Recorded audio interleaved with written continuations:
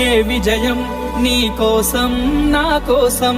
ఎటు పోదురా నువ్వు చేసిన కష్టం ఎప్పటికైనా సొంతం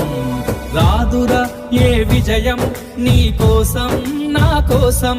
ఎటు పోదురా నువ్వు చేసిన కష్టం ఎప్పటికైనా సొంతం